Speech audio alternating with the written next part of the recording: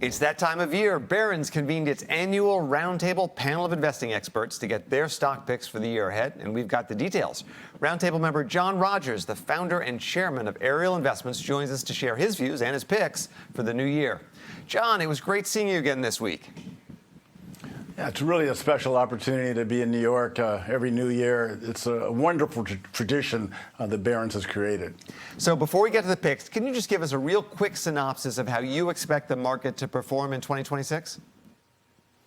Well, I think it's going to be a tale of two cities. And I have to say, I've said this the last couple of years, that I think large cap growth stocks have become very, very, very expensive. A few stocks have just driven the S&P 500 higher. They've been in the technology sector and everything having to do with AI. And I just think it's overdone, just the way the internet bubble was overdone at the turn of the century. So I think large cap growth stocks and therefore the S&P 500 could be down 20% or more in calendar year 2026. But it'll be a good year for those small value stocks that have been neglected and sort of left for dead. Well, certainly it looks like we may be seeing that great rotation that you've predicted, that we've talked about. So we'll see if that actually comes to pass. Let's go to your stock picks. Last year, you picked Madison Square Garden Entertainment, and it was up 40%. Nice job. You're sticking with it. But before you explain why, we've got a clip of you at basketball camp years ago where Michael Jordan was playing 21 games of one-on-one. He crushed all of his opponents, and if you watch the whole video, you see him just making people look stupid. And then you step up, and it's a very different result. This is pretty impressive, John. He's laughing with you, but I think secretly, the great Michael Jordan is a little upset about what's happening here. You guys seem to have a good rapport. And there he is again. That's 2 points. It was a game best of three, and you won it, as you can see the crowd's reaction. Okay, skipping past that, John, well done. Let's talk about your pick, Madison Square Garden Entertainment. The Knicks had a good year last year. They're starting off this year okay. I think they're about second in their conference, maybe fourth or fifth in the league.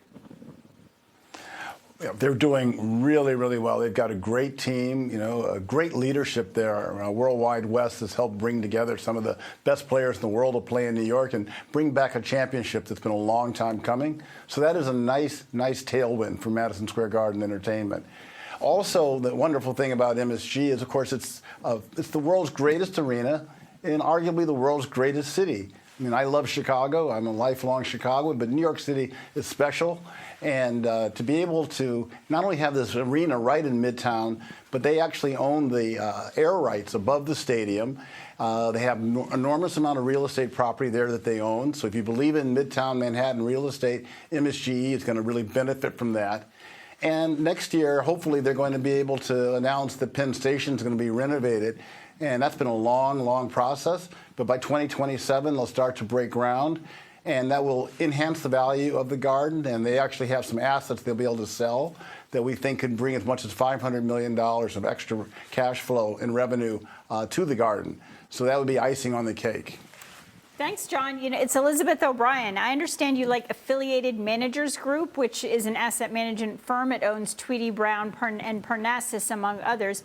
And I know many mutual fund companies are struggling now. What's the appeal of Affiliated Managers? Well, they have some great managers that they've hired, and the Parnassus leadership is terrific.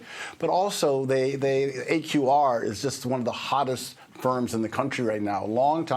It's long time been owned by AMG, and the powerful leaders there, John Liu, as well as Cliff Asness, have built a great brand. They've got great products. It's growing rapidly. It's actually over 15% of AMG's EBITDA.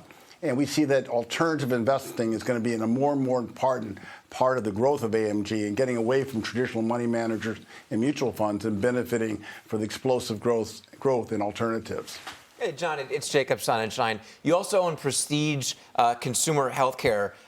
They do Dramamine and they do Ludens, the cough drops. So most people didn't know that. But what's really the product strategy, the growth strategy? They have some great brands, and the kind of brands that are perennial favorites that you're going to utilize year after year, generation after generation. Clear Eyes is another one of their great brands. I think the growth is going to be coming from innovation. taking those great brands and finding new ways to bring them to market, make it more attractive for the consumer. And the stock's very, very cheap. They're going to generate more and more cash flow that can be utilized for dividends and stock buybacks. But the ability to bring innovation, I think, is really critical to the future growth of prestige brands. I think it is time to innovate on Luden's cough drops. Loved them as a kid, but that box looks pretty much the same as it did. John Rogers, thank you so much. I hope you're right about the Knicks. We'll go catch a game in the Dow Jones box if you are. Thanks very much for coming on. Great to be here.